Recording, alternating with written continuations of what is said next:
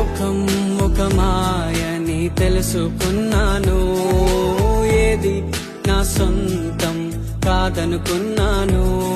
ఈ లోకం ఒక మాయని తెలుసుకున్నాను, ఏది నా సొంతం కాదనుకున్నాను.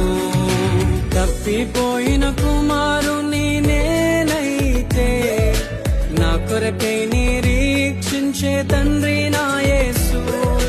తప్పిపోయిన కుమారుని నేనైతే, నా కొరకై నిరీక్షించే తండ్రి నా యేసు. ఈ లోకం